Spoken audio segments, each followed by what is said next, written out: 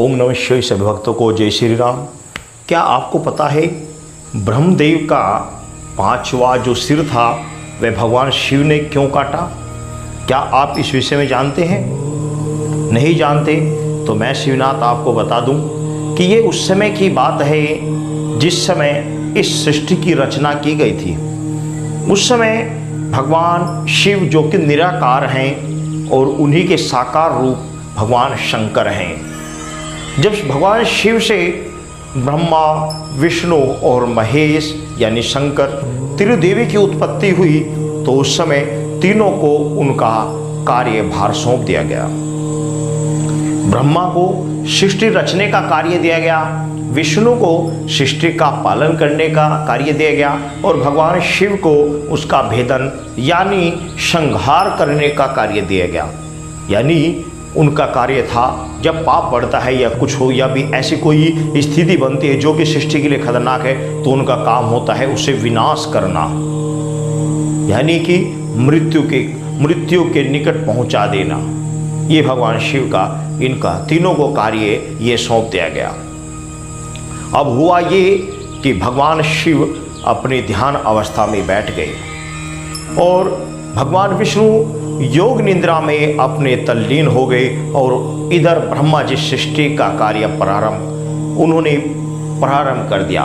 अनेकों प्रकार के उन्होंने गंधर्व, यक्ष, देवता, पशु, पक्षी, कीट, पतंग, मनुष्य बनाए और जब ये सब चीज बनाने के बाद में जब पृथ्वी पर मानव का अवतरण हुआ तो मानव भूख से कराहने लगा इसलिए क्योंकि उसे ज्ञान नहीं था क्या खाना है, क्या करना है, क्या नहीं करना।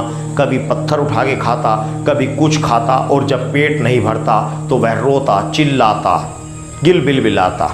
भगवान शिव समाधि में लीन थी तो भगवान शिव की अचानक समाधि भंग हुई और उन्होंने देखा कि पृथ्वी पर जन समुदाय या कीट पतंग, पशु पक्षी कर्रा रहे हैं, तड़प रहे हैं।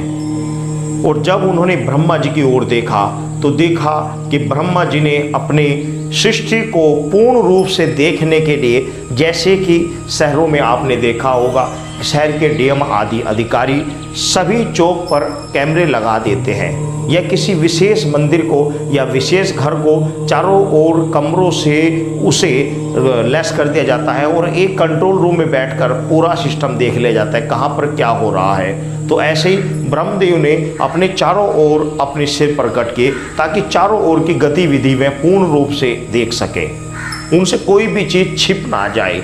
और उन्होंने जब इनसे इतना पर भी शांति ना हुई तो ब्रह्मदेव ने एक पांचवा सिर फिर प्रकट किया और वह चारों सिर के मध्य में बीच में ऊपर लगा दिया और वह जो अपना पांचवा सिर उन्होंने बीच में मध्य में ऊपर उठाया तो वह उनका ऐसे लगता था जैसे कि एक मुकुट ओढ़ रखा हो। उस सिर का कार्य था कि चारों जो उनके सिर है वह चारों ओर उन सिरों के साथ भी रहकर चारों दिशाओं में देख सकता था, ऊपर भी देख सकता था और वह एक सिर चारों ओर घूम सकता था। बाकी चार सिर उनके अलग अलग दिशाओं में थे ही। तो भगवान शंकर ने देखा कि ये ब्रह्मदेव पांच शरीर होकर भी, पांच सर वाले होकर भी ये नहीं देख रहे कि मानव, जीव जंतु, कीट पतंग कितना दुख पा रहे हैं, तड़प रहे हैं, बिलबिला रहे हैं और ब्रह्मदेव पांच सिर का एक ताज बनाकर बैठे हैं। उनको ये दिखाई नहीं दे रहा कि जन समुदाय कितना परेशान है।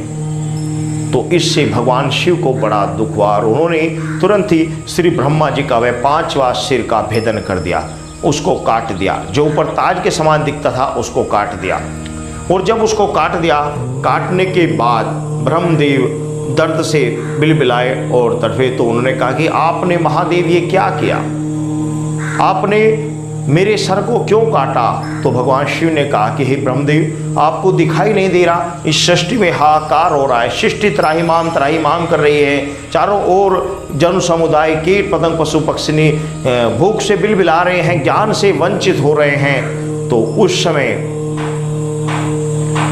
ब्रह्मदेव ने कहा कि हे सदाशिव, ये सब अपनी मन की दशा के कारण ये सब कुछ हो रहा है।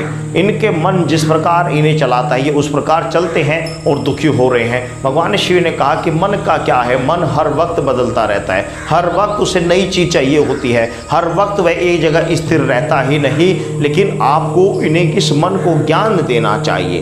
तो ब्रह्मदेव ने उस समय चारों वेदों की रचना की और चारों वेदों के माध्यम से समस्त संसार को ज्ञान प्राप्त हुआ कि हमें क्या करना चाहिए, क्या खाना चाहिए। उस समय मानव जब पृथ्वी पर आया था, आदि मानव के रूप में था, तो उन्हें कीट पतंग जो भी मिल जाया करता था, खाने की वस्तु उसको वे खा लेता था। लेकिन उससे पहले क्या था कि पत्थरों में मुंह मार रहा है, कभी लकड़ों में मुंह मार रहा है, कभी किस चीज़ें मार रहा है, या भूख लगती थी तो ज्ञान नहीं था। धीरे धीरे फिर ज्ञान का प्रकाश हुआ। तो इस कारण से श्री ब्रह्मदेव का 5वें सिर का भेदन किया गया था। हो सकता है कि कोई अन्य भी कारण रहा हो, लेकिन मैंने जैसा पढ़ा और जैसा आज तक समझा या सुना वही मैंने आपको सबको बताया। सभी भक्तों को जय श्री राम।